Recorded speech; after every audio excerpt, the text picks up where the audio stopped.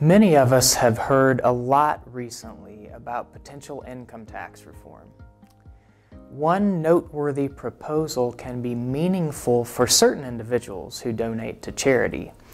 I'm referring to the potential increase of the standard deduction, and here's why.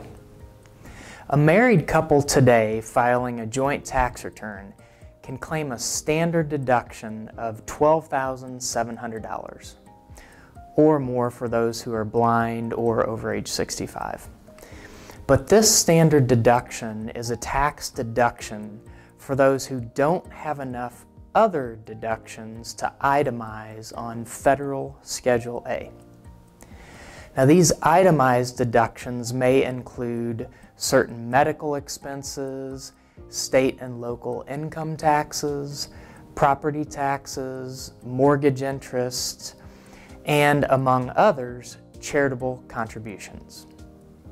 So taxpayers essentially total all of these itemized deductions and then compare that number with the standard deduction.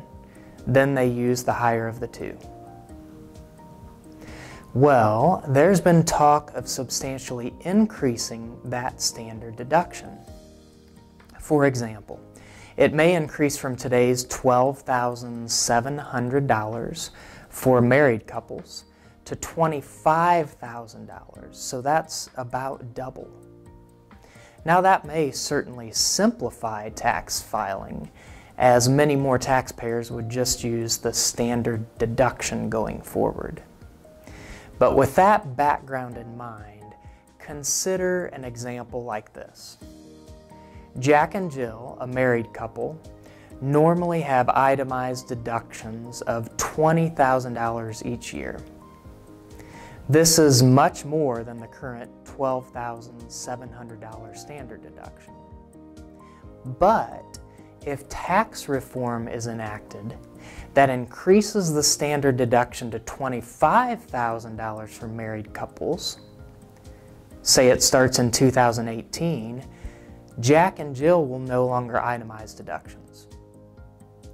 Now let's assume that $8,000 of their $20,000 deductions each year are due to charitable giving. Well, they wouldn't receive a federal tax deduction in 2018 on those charitable contributions because their $20,000 of deductions would be less than the $25,000 standard deduction.